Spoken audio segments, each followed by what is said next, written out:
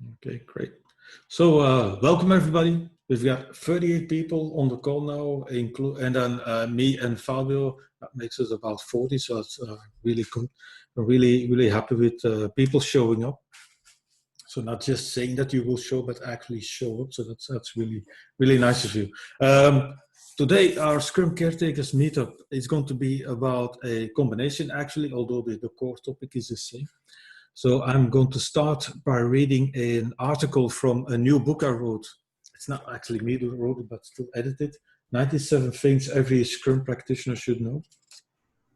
And one of the articles in the book is from Fabio Panzavolta, Italian-French trainer, coach, friend that I've worked with. And the article that he contributed to the book, he later on recently also converted that into a more elaborate, more extended white paper, but essentially it's about the same case. We can't say the company's name because we don't have a permission for that, so allow us to not do that. It was a large international company, and I've been happy to be able to help out Fabio a little bit with the customer, with writing the article, and then also with the white paper. So I'm going to start out by reading the article from the book, so that I have a view over that. And then afterwards, I'm going to hand over the word to Fabio, and he's going to take you through the white paper, which is for the same book, for the same case. It's a webinar, so there's a Q&A window, so you can use the chat as much as you want. So thank you all. Jamie, I see a question of you in the chat. So later on, I'll hopefully be able to share the link. But this at least is the paper, if you can see that. So we give it a sort of very generic title, saying a world-leading company in secure communications. I wish we could have put the company name there, would have made it a lot shorter. Uses Scrum to restore its competitive advantage. That's the paper. You can find it at the Scrum.org website. So have a look. So in the first session, reading the article, then handing over the word to Fabio, who's going to answer questions. Use the chat for whatever you want to share. But if you have a question for Fabio, potentially for me, please use the Q&A window. I believe so. Thanks, Bhuvan, for pasting the link in there to the paper. Use the Q&A window for questions. I think there's still the functionality that you can upvote on questions. So if you have a question, please have a look whether your question is actually already in there, and then you can just upvote it. And then we'll see what happens. We've got about 1 hour, 1 hour and a half.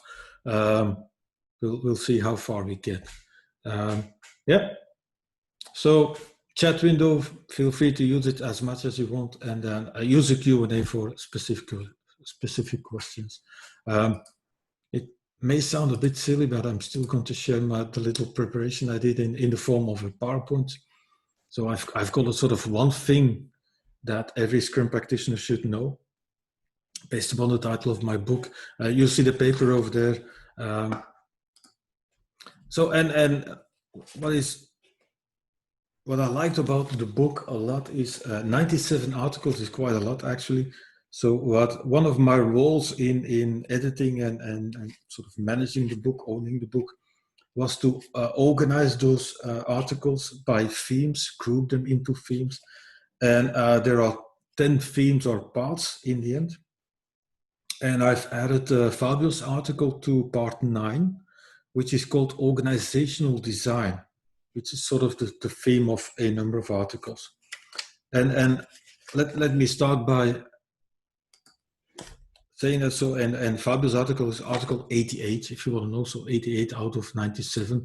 Now, there's no hidden message in that ordering anyhow. But the part about organizational design, so let me share quickly how I intended that to be. So in part 9, organizational design, you will find 9 things, things with a capital because it refers to the 97 things, 9 things with viewpoints, practical cases and lessons learned about the impact of Scrum on organizational structures.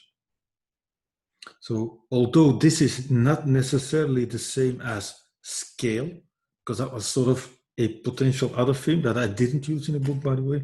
So it's not necessarily the same as scale. The organizational impact of Scrum is much more apparent, at least in large organizations. So that's how I looked at scale a little bit.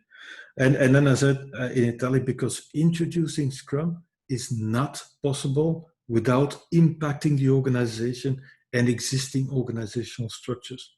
That seems to be an illusion that a lot of people are still in, that you can introduce Scrum and just keep the overall organizational structures, departments, silos intact, which is impossible. Yeah. So let me read out the article by Fabio first. It's called Scrum and Organizational Design in Practice. A company that has been around for more than 30 years, with all its organizational habits and practices that were built up over that time, is much too complex a system to change as a whole over too short a time span. By the way, that's where a lot of agile transformations go wrong. In my work with such an organization, we did feel the need for change toward increased agility. However, we did not feel the need, nor did we have the ambition to try to change the whole system in one large agile transformation. Rather, we decided to make the transformation we aimed at implicit. We selected one tangible product and introduced Scrum for its further development and evolution. Now, to be honest, it seemed that the product that Fabio and the company selected in the end was already doing Scrum, which was fine too. So it was not completely introducing Scrum, but still a lot of things had to be reintroduced in a way. Our ambitions were clear and twofold. One, satisfying the CEO's objectives of improving time to market quality and customer satisfaction, certainly for the selected product. And two, revealing what should be improved in the organization. So it was about improving and revealing. After 1 year of experimentation and discovery, including improving the understanding of Scrum for all people connected to the product by using trainings and workshops, we had substantially improved the development team's focus. Not only did this lead to improved quality and speed, but it also enhanced cross-learning within the team. An important hurdle we had to clear for this was getting the organization to accept that the team was now dedicated only to our selected product. With regards to our second ambition, we revealed important organizational impediments to Scrum. We kept raising them with board members to keep up awareness. Collaboration between business and engineering remained an important improvement area. Product ownership was fragmented among too many people, affecting vision and direction. Management decisions to remove impediments tended to be slow. Employees were spread too thin, which limited their capacity to perform and learn from deep experiments. This was caused and worsened by the compliance pressure on employees. Their success was measured by how they responded to internal processes or how they respected internal processes rather than by indicators like customer satisfaction. Our many experiments wouldn't have been possible without all the people seeing the value of Scrum and relentlessly contributing in many ways to our company journey towards more agility. We know the journey will be long. We are gratified over every little improvement we make. The support, help, and belief in Scrum by one of the board members has proven crucial. However, it is extremely helpful to have a promoter on your side who knows the organization inside and out, is able to open doors, and is willing to try different approaches to help remove impediments. It has been one of the success factors that raised the bar of experimentation at different organizational levels. I feel we are the living evidence that improving time to market, quality, and customer satisfaction using Scrum is not possible without updating the organization. Although Scrum has no rules on what an organization should look like. I am curious, that's what Fabio says, but I agree. I'm curious to find out what is happening in your organization.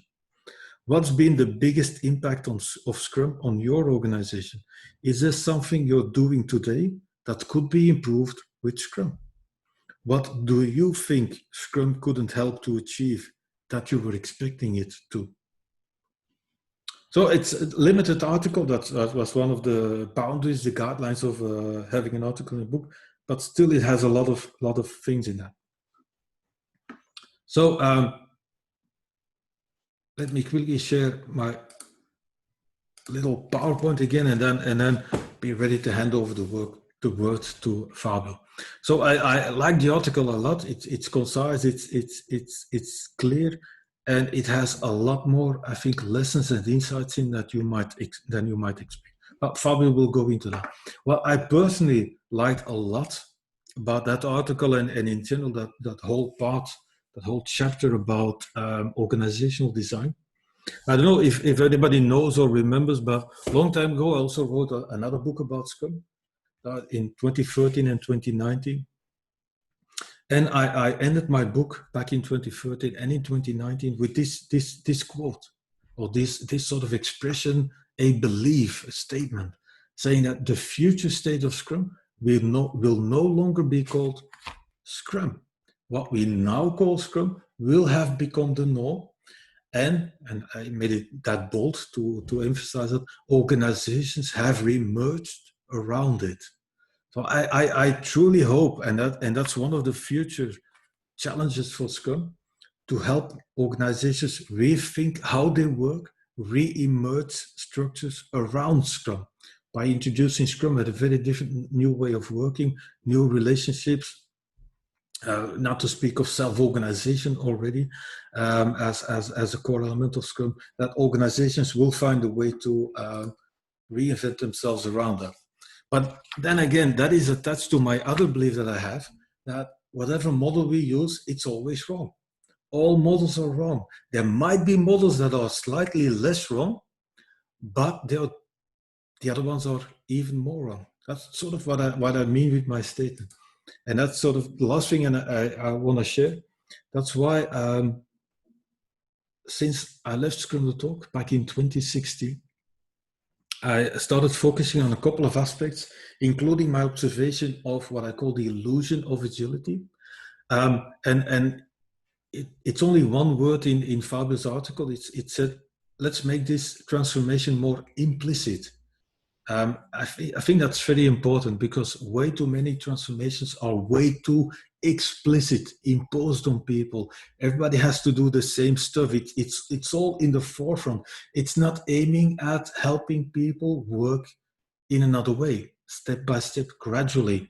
It's imposing a large change project on people. And that's what I call explicit.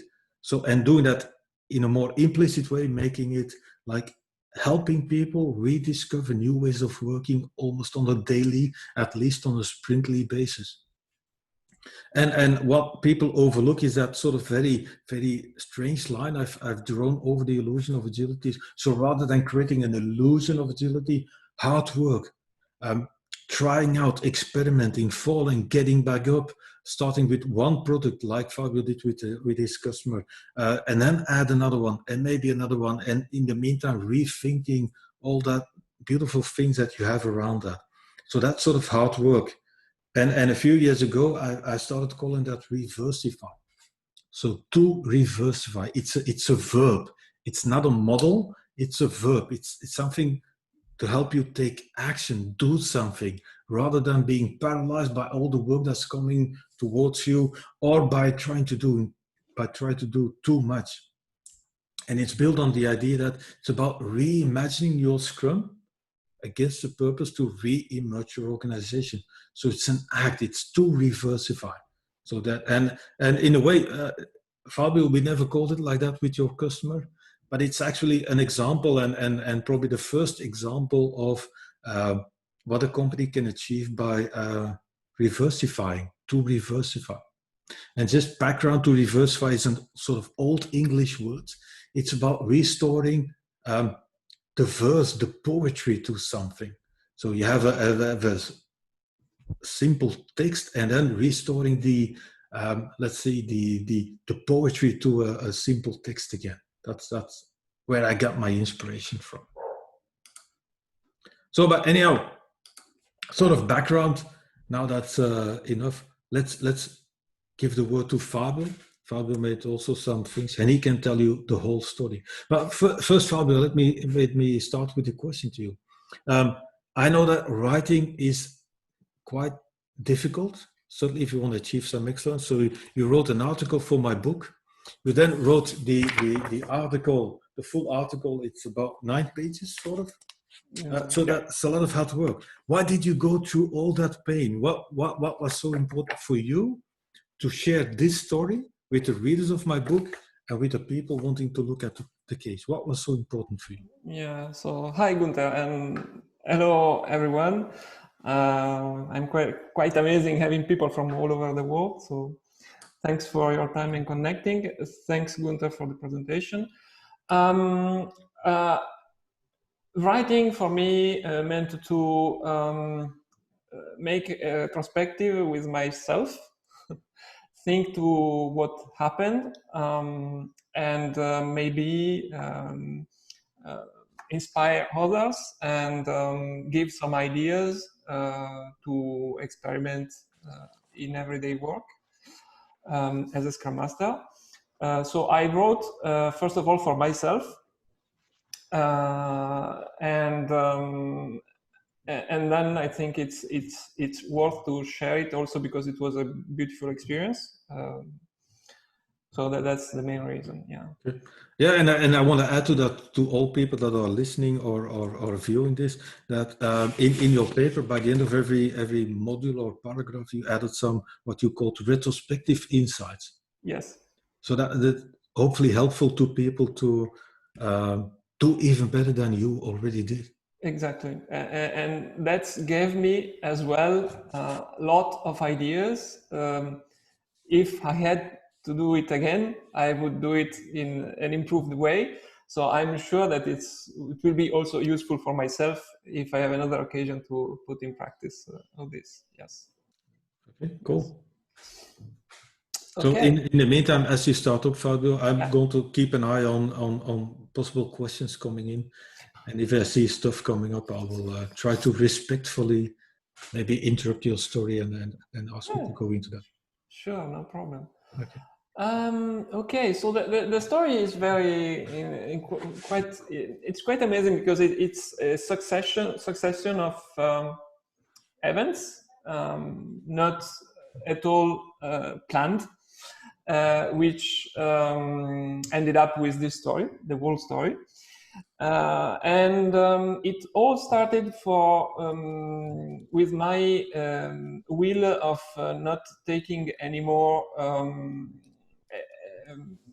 all kind of assignments. I wanted to work with a company that really wanted to try Scrum to improve, which was the case. And the other combination was that I read a lot of your publications, and in a way, I found what you were writing quite straightforward, logical, and simple, yet very powerful.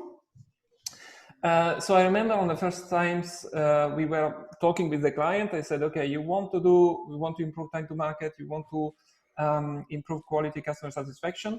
There one's way to do it. I would like to experiment this. Do you agree? Are you supporting me? And we agreed on proceeding as you wrote in your articles, your video, etc. So I started with a period of observation in the company, to understand the company culture, the issues that they had. I read a report that was written by another company to understand where Agile was in the company. And understand where the pain was. And the pain in the company was that they had to transition from a mass market production of something existing since many years to create innovative products, they need to go fast to create these products. They couldn't. And just to be clear, Fabio, for everybody, so the products or the market they were operating in was very specific communication devices. Yes, exactly. It's a company who owns the infrastructures, who owns the devices, and it's like the 4G network, except that it's a particular network. So they are living on a business that is running since a lot of years. But which is opening to the market. So they are coming, they see startups coming and proposing some new innovative products much faster than them. So they wanted to, in a sense, evolve and become faster in creating and selling products. So is it okay if I can quickly summarize that? It sounds like a large established company on a very stable established market, and then suddenly over a very short time span being confronted with innovations, disruptions, new players, and new players being able to capitalize on new technologies a lot better than they were able to do. Yeah, exactly. And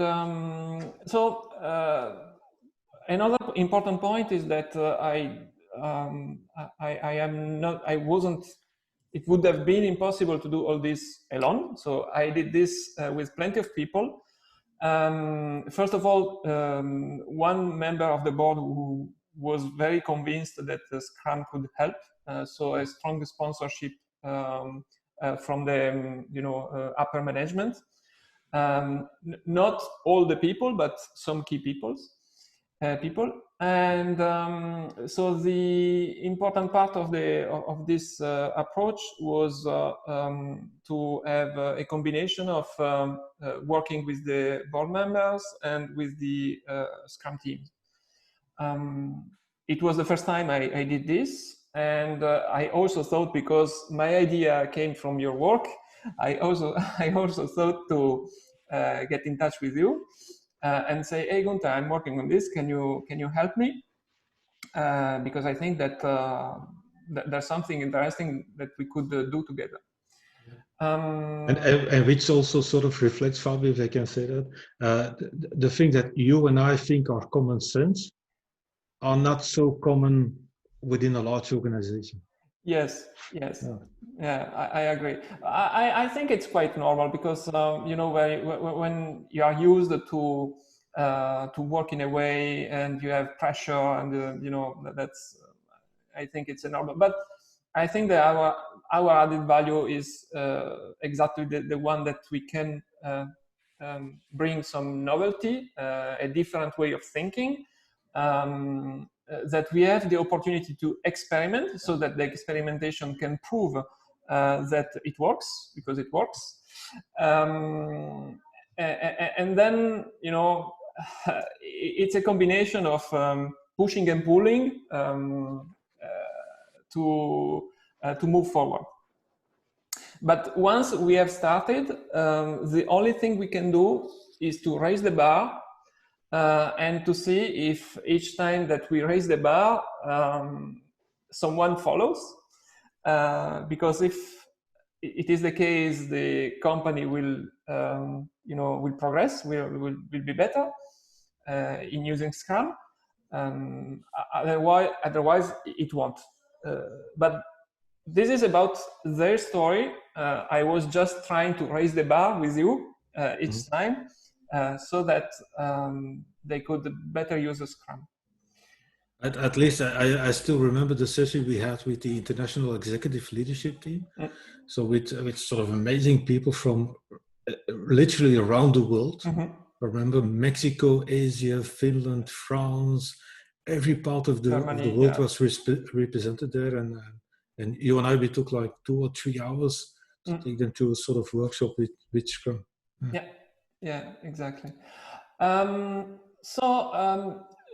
Now to go a little bit more into the story, what I did, I just want to share. Can I share my screen?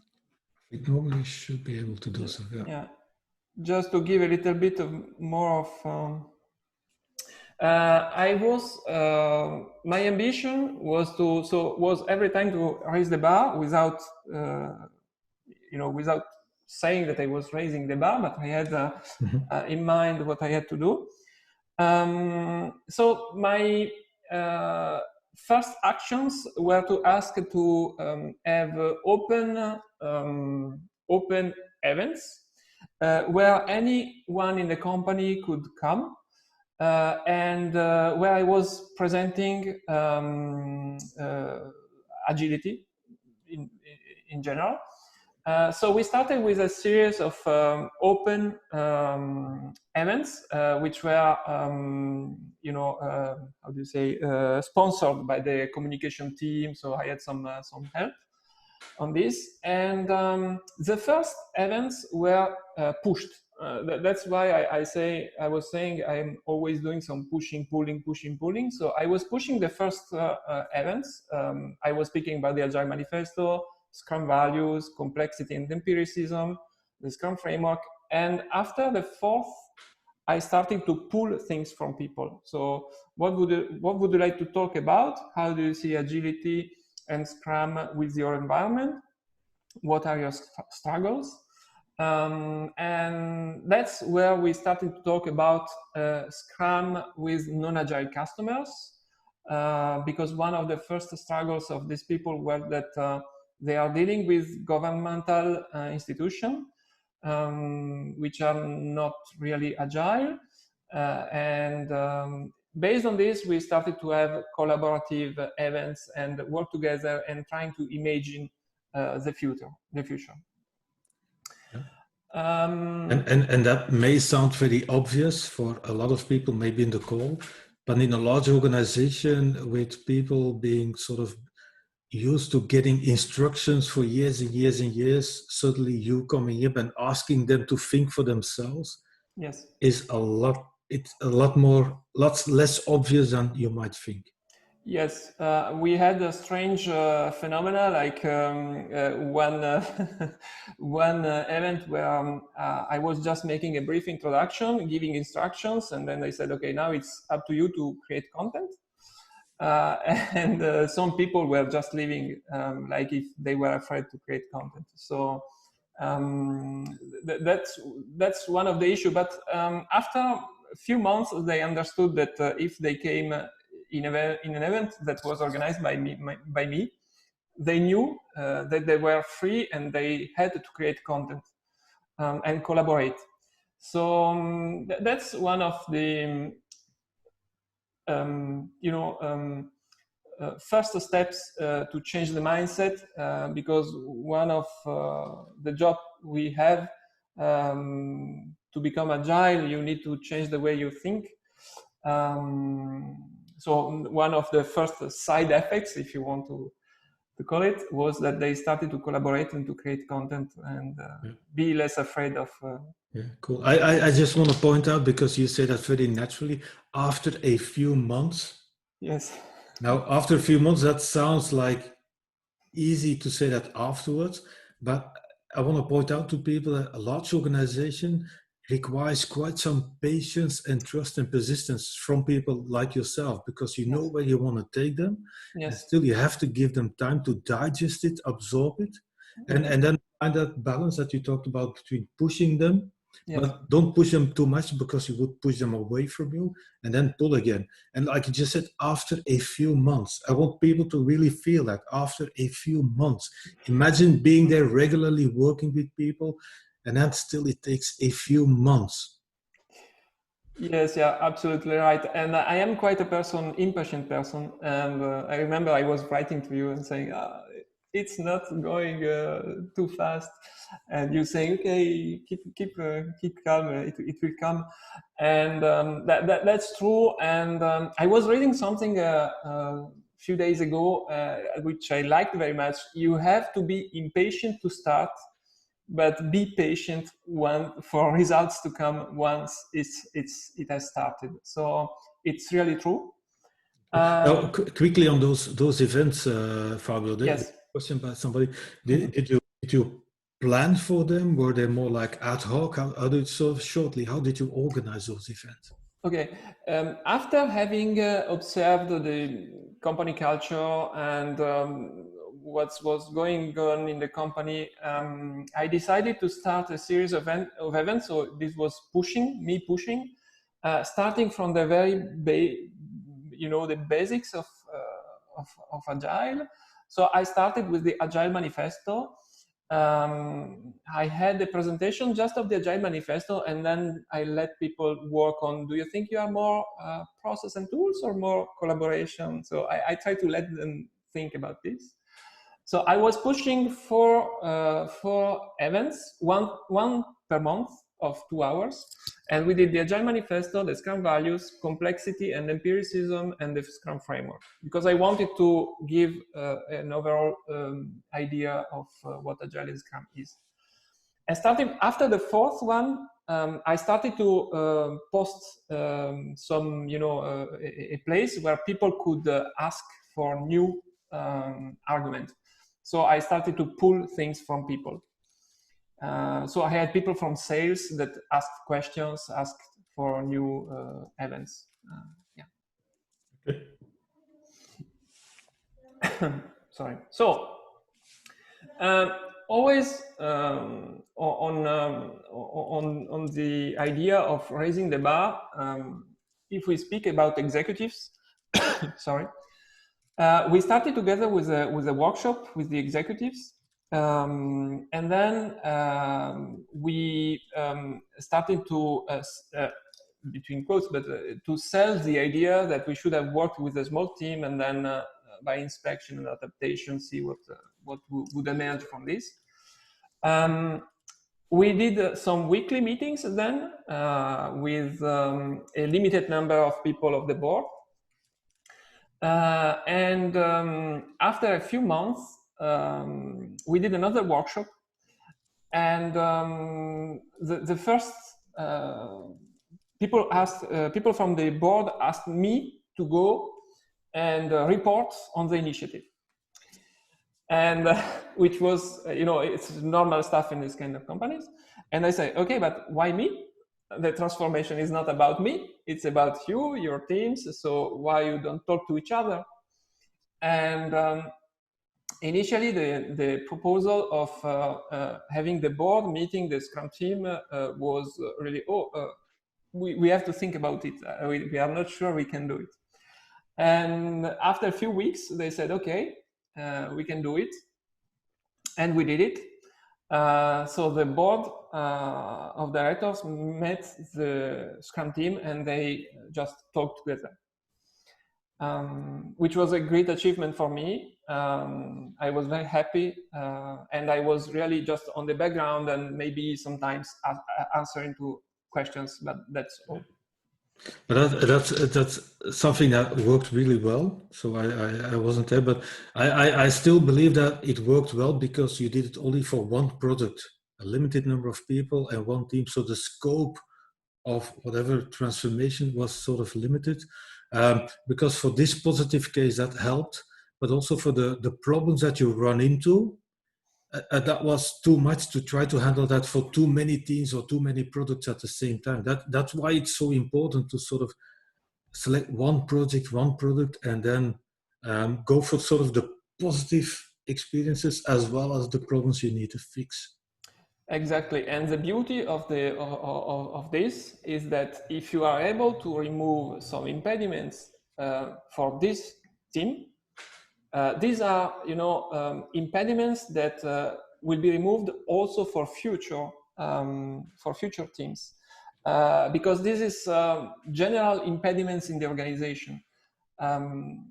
So yeah, and that's very powerful. We observed really the impediments that were not removed still being a problem from the Scrum team, so that we were saying, okay, you want to start more Scrum teams, but still the impediments are there. So don't you want to wait and remove the impediments and then start? So we had this kind of discussions, which are very powerful. Because there was a question from Stefano. And he says that it looks like the company was really motivated to change, which I think wasn't really true. They did feel some pains, but I remember at that executive team meeting that there was still at least some people arguing whether they were really in trouble or not, and that, you know what, and then some people brought up the example of a project that was sort of killed or not making any progress after 2 years being worked on and so on, and the CEO being sort of surprised and things. So I think you help them feel the pain, but I think you really help them by focusing on one product and not try to change the whole company. And that helped you focus and not having to convince like all the company, all managers, all layers at the same time, because that would have been too much anyhow, I think. Yes, and that was kind of very difficult, because it was a very stressful situation with a lot of pressure, and some managers were not really were not agreeing on the fact that we should have done one initiative at the time. They wanted to start multiple initiatives, but you're right. I think not everybody was kind of onboarded on the way of doing. They discovered the implications while we were doing it.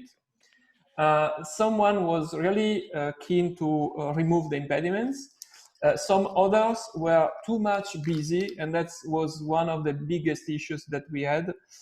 Too much busy on business as usual, to find the time to step back, think, act, really act. Yeah. So they were really motivated. Let's say, anyway, one member of the board was particularly motivated, with some other members. Then we let, things emerged, and yeah, that's basically. Something that I wanted to complete, because I was speaking of raising the bar, after the workshop where the Scrum team met the board, it wasn't finished. I was very happy. I did absolutely nothing. I was happy to hear that the CEO was going to participate to the sprint reviews. So I think you met him. I don't know if you did something, Gunther. But was it after I sort of went back and had it, and yeah, yes. He wanted to know where it's. Yeah, okay. Yeah, so I don't know what I did. Yeah. Because Gunther met the CEO some time later, and I was very happy to know that the CEO starting to participate to the sprint reviews, so creating some panic in the teams. And they said, "Why are you panicking? He's a stakeholder. He's like everyone else. You don't have to prepare anything. You are ready."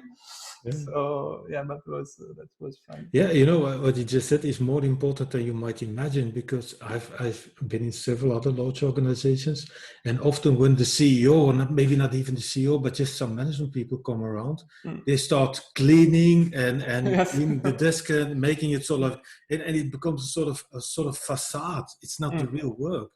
So that is actually more important what you say there than I think you imagine for yourself, actually. Yeah. I realized, but it was quite. I was challenging the team, because they were saying, "Okay, we need to prepare," and they said, "Why? why you need to prepare something? It's like usual. And I heard that he was very happy with what he saw. So so that was about the board members. I also did something because the Scrum team was exceptional. The guys in the Scrum team, I know maybe there's one of the people from the Scrum team who is hearing me. They was quite amazing. They were already using Scrum, but they were very open-minded, very open to novelty and to try new things.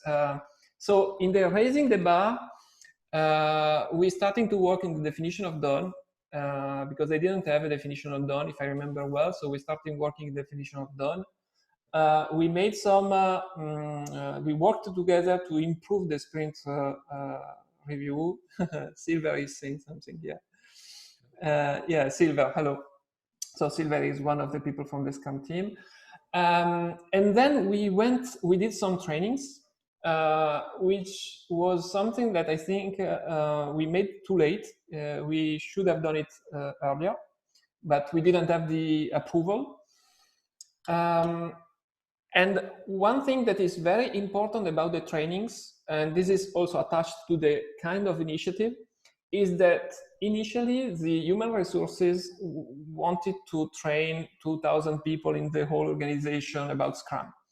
And I said, yes, from a point of view of money, it's a good initiative.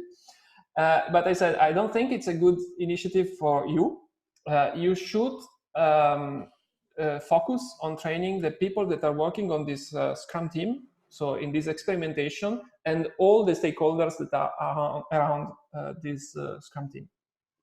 So they heard me, and we did the training for more or less 60 people. But it was 60 people from the Scrum team, the sales, quality. I mean, a lot of business entities. They really each time did a sprint retrospective to try to improve, to add new challenges to themselves. They had issues on having people 50% of their time, not full time on the team. So I helped having people 100% of the time in the team. But if I remember well, also again, that was sort of a few months before you established the idea of dedicated teams. So, yeah, I think it took like between 6 and 8 months to convince that it was better to have all the people full time to avoid the context switching. But we have to fight with some managers, because the usual way of doing things in the company is to have managers that assign people to to the different teams. Yeah, treat people as resources, actually. Yes, like if you were a machine, so you can go from one point to another without any loss of productivity. Yeah, which is not true, obviously. Mm-hmm. And then after we went through this, I really saw a self-organizing, a cross-functional team. I had Elias, one of the people that initially was just doing testing, that told me a phrase that just stayed with me, and he said, "Thank you, because now my job makes sense every single day of the sprint." Wow. Because before he was just working like a crazy the last day of the sprint to test everything, and so. Where the sprint was more like a sort of mini waterfall. Yes. And that's all part of, just to summarize, sort of what we called reimagining Scrum, right? Yes. They were doing Scrum, something at least that looked like Scrum. You helped them think about the events more, the definition of done, also relationships within the team, collaborate, and then beyond that, impediment organization, the non-dedicated way of working, you try to establish that. That was all just for Scrum team. So, and that sort of also brings the idea, so there's, Olivier Ledru, is a fellow trainer of ours. He wanted to know, was that a kind of a heroes team or a regular team? And the funny thing is, I don't know, you called the team exceptional, but you didn't choose that team because they were exceptional. You went to the team and you found out that they were just exceptional. So they were not selected because of their exceptionality or whatever. It was part of, they were building the product and you worked with them. And then maybe they became more excellent because you've liberated them. I don't know. Yeah, that's true, because that's linked to your, you know, you have something else. You wrote a paper about Yeah. engagement is key, and these people are really, I don't know, 200% more engaged. I can give a figure, but they are really engaged. Like if the product was their product, and it was beautiful to see. Yeah, very beautiful to see. And at least I wanna bring out one lesson that you just shared. I would have wanted to do trainings sooner, right? Yeah, I would have So liked to. Yeah, I would have been helpful. yeah, yes. Okay, so I'm not really following the presentation, but yeah, I have some data because I like to collect data with what I do. So I have some numbers. We trained 63 people in PSM, PSPO. I did something like more or less 26 workshops from 1 hour to 2 days, and I had more or less 250 people that in a way was participating in these workshops.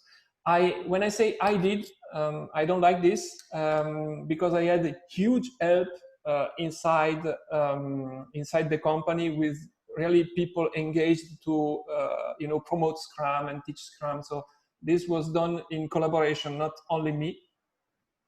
And part of this collaboration was a community of practice that we created because I felt that after the trainings, some people, especially non-engineering people like sales or legal, didn't have the opportunity to try Scrum. So we created this community of practice that allowed people to experiment Scrum without any pressure, without any projects, just try Scrum. And also in this idea of raising the bar, we started the first event with an open discussions about, there were no plans, we just open discussion about Scrum in the company. Then I did some little bit of push, but I tried just to be present and stay silent, which is very hard for me, but I try to do my best.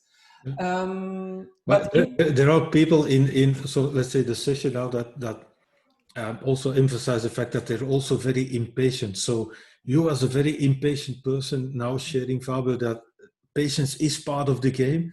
I think that's a good message.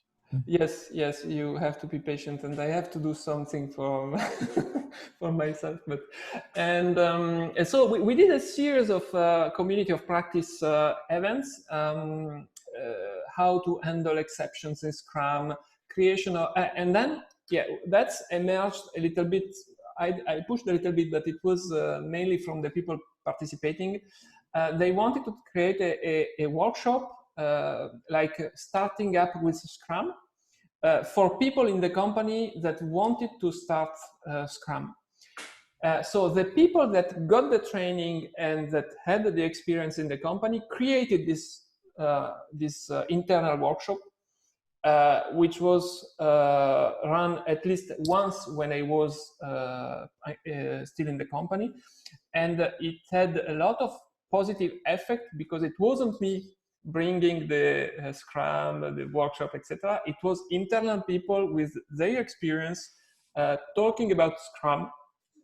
And that was one of the outcomes of this community of practice.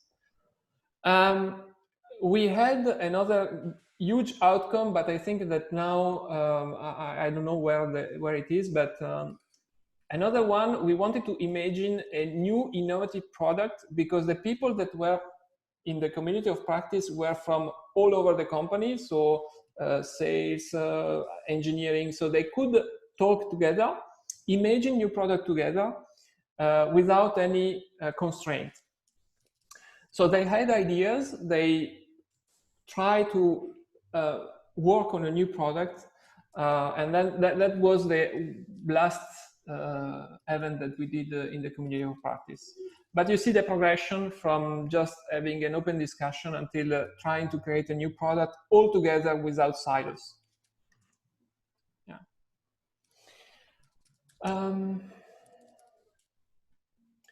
I think I don't know if you have questions open.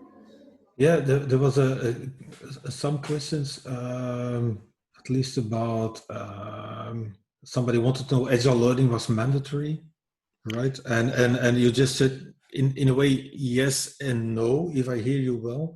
So I think everybody saw the value of also being trained. Mm-hmm. So would you call that mandatory, or how did you approach that? Yes, we had to.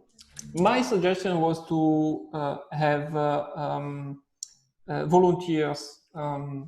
Unfortunately, and I think the issue is not because the people didn't want to be volunteer. I think that in this company there's really, like in every company, people are very, very, very busy, and they say, okay, another training coming, I have to do it. So if they can't go, they prefer. So we had to push some people. But in the end, after the training, I didn't have any, people regretting to having participated in the training. So we had to do some push on some people, and some other were volunteering, were coming to see me and working with me, and yeah. Yeah, although I think I remember one of the retrospective insights you had is that people should have been invited to participate more on a voluntary basis. Yes, yes. That has been always my suggestion, is look for volunteers. And secondly, help people freeing up time. Because you won't have any volunteer if people are completely busy and overloaded. So yeah. There were also some questions about sort of the things that were driving you. Somebody wanted to know about evidence-based management. Where do you introduce that? And somebody else, Dieter, wanted to know about. So you mentioned time to market quality, customer satisfaction. You want to know about how about transparency, speed, and so on. But in a way, the way I remember it, Fabio, we didn't introduce anything like EBM because that would have been sort of too much or way off. But actually, if I think about it, you did work with the CEO and the management team, but even with the CEO, to identify in what domains you wanted to see improvement. And that was sort of those two domains that you mentioned in the article: improvement and reveal. Can you share a little bit more about, because that in a way is a sort of evidence-based management, because that was sort of the metric that the CEO had in mind. Yes. The board members had the classical report where you see green, yellow, red, and doesn't mean a lot. So what I've always said is that the product owner should be the person who is taking care of his product. So he wants to know how his product is performing. So he will find, or she will find, the good metrics for their product. So I helped the product owner to be aware of these metrics and help to use it, because during sprint review he was showing something at the end, the indicators. And then we worked with the I started to work with some members of the board in reality to have an improvement of their of the way they were following the product's performance. But the overall message that I gave is that they should have empowered and they should make understand to the product owner that he is the one in charge of following his metrics. And then they could participate to the sprint review to understand how the product is performing. I don't know if I'm answering to your question. I think so, because the way I sort of look at it, there was a pain they were feeling, Yes. some urgency at least. They were losing sort of market, and they realized that their legacy systems and their legacy products would last for a while, but not forever. So they knew that they had to change. And then the way that you really got it going was by making it small again, not changing the whole company.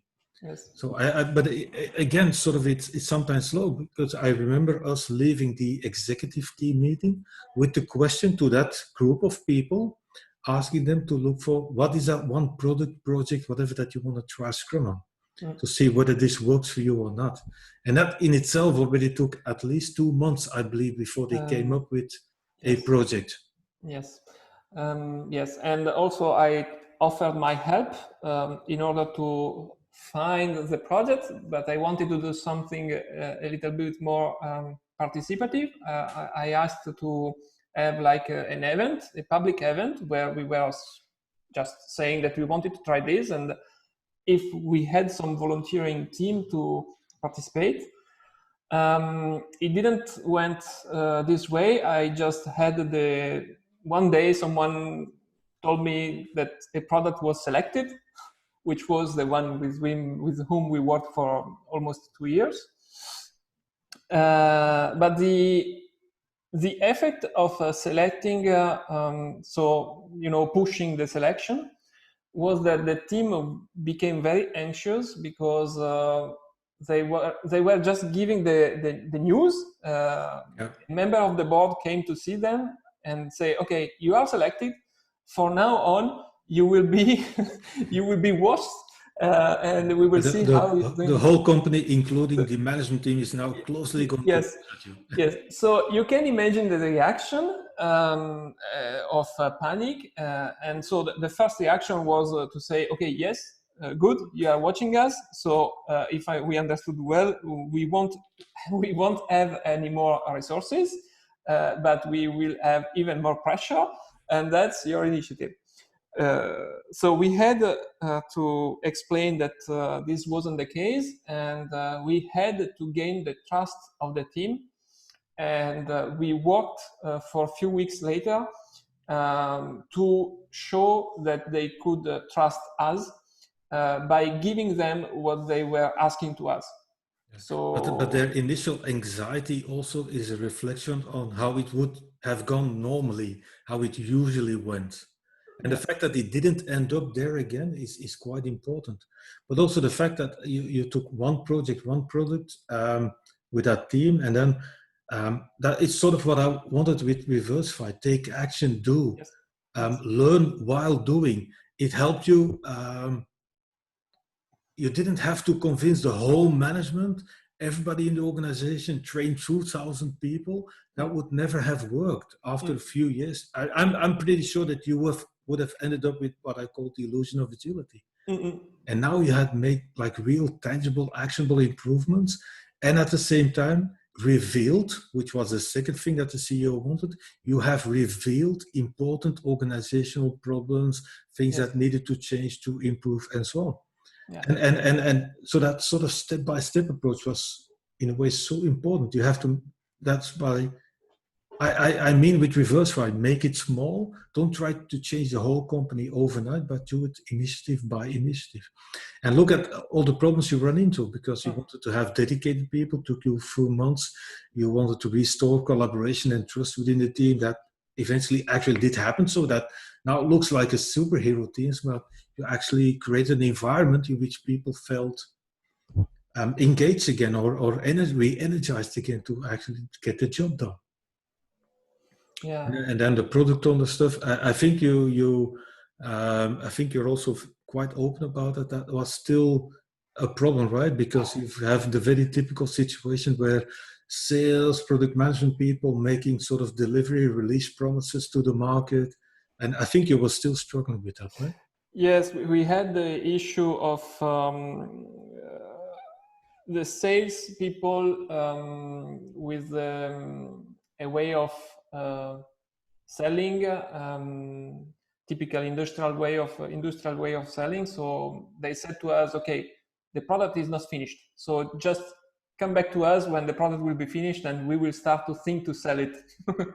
So, and I said, okay, but don't you think that we could collaborate together and then maybe say what's going on, because the product is working, stakeholders are happy, so maybe we could start already to selling it.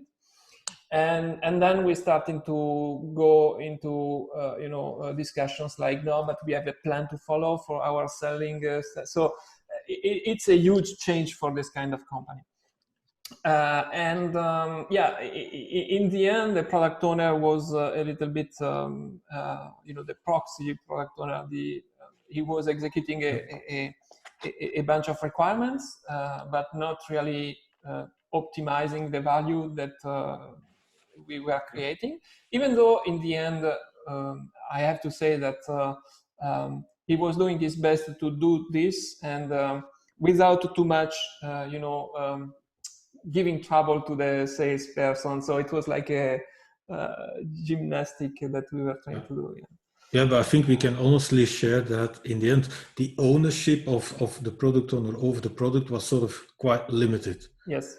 I think there are still great improvements to make in that area. Yes, we revealed this issue during a training that we did, I think in April or May in 2019. Yeah, I mean, 8 months later, everybody knows that we had this issue with product ownerships. So I proposed to help the product owner to become an entrepreneur, but he didn't want to do it. And I proposed to, work to select a new product owner, maybe in the sales part. But there was a lot of political discussions, and we couldn't do it. At least for you, they could have a sort of picture of what it could have been in the future. Mm-hmm. Yes. Sort of what I think of, it wasn't that explicit, but I remember when you worked with the team on the definition of done, which they didn't have, which is actually very important because they lacked transparency in a way. You worked on something you took from the book by Summer Reindel and Stephanie Okerman, right? Mastering Professional Scrum. Exactly, yes. We had a picture where you thought with the team of what ideally should be in the definition of done. And from all of that, what are we currently able to do? Yes. What will we try to do next, and what ultimately should also be in there? So that in that sense, you use the fact that they had a definition of done, so that the primary purpose is transparency anyhow. And you've helped them achieve that transparency, and then to start improving. So you're not at the level yet that increments were actually really releasable, but in I think in the year that you worked at least with the team, you've moved a lot in that direction, right? Yeah, it's wider than this because we established a company definition, an organizational definition of done with the quality team, because they have a lot of requirements in terms of security, of regulations, etc. So we had a definition of done that was established by the organization, following the ISO, compliancy, etc. With this definition of done given by the organization, we worked with the development team and the product owner to establish a definition of done for the product.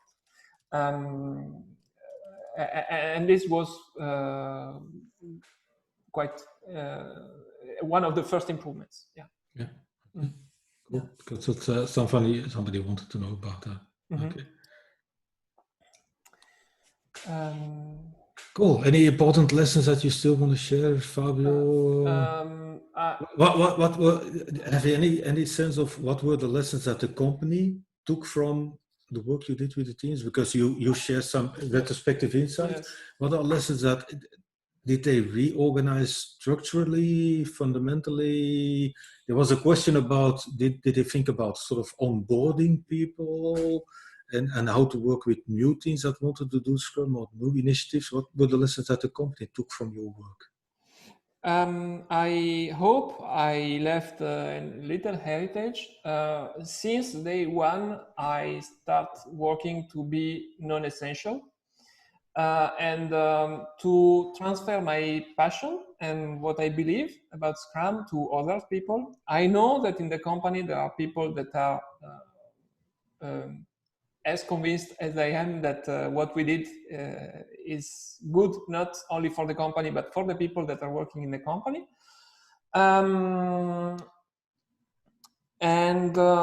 My best takeaway of this adventure, if I have to take one, is that I hope I left people. People told me that it's not that I hope. People told me that they will have hard times going back working as they were doing before. Because they found, they were free of taking their decisions, and that's many other things. But they really liked this. So for me, is my small success. I think that changing a company of this kind, it takes ages. So I do not pretend to be able to do it.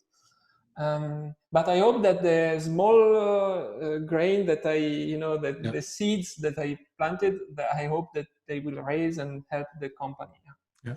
Yeah, I remember along the road sometimes having communication with you, sort of trying to re-energize you too.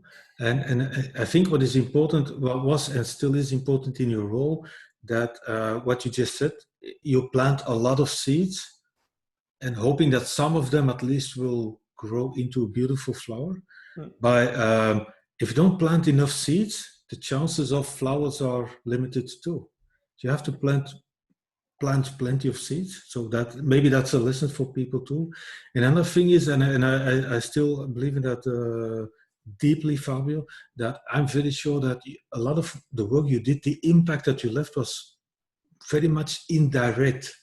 So it's not always indirect results.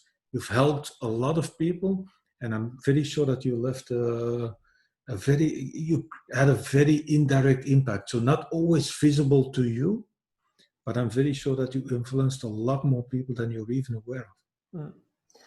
Yeah, for sure, I agree. Something that I have to, because you don't say it, but Gunther helped a lot. Just sometimes he helped because he didn't reply a mail from me. I don't know, something like this, but you always help, just one word or not responding or responding. So I'm really grateful because it was a huge help. I learned a lot. There's something that I wanted to say, I forgot. Yes, the simplicity of what we did is the key. You have to stay simple. You just have to work. You just have to be aware of all the impediments. You have to challenge people to raise the bar, and then you have to accept that you may fail. Then it's the story of these people, is not your story. So that's I like that focus on simplicity, because if you think about it, you didn't drag any large scale frameworks, any other frameworks, not even what somebody wanted to know, evidence-based management. No. Just by that idea that I put in reverse file, reimagine your Scrum, select one initiative. For that initiative, reset the accountabilities, rethink the accountabilities via trainings and so on. Identify impediments, solve them for that initiative, move up to the level that what we call sashimi releases, right? Yes. Creating tasteful, small sashimi releases, not only for that one initiative. Take your lessons, solve problems for that.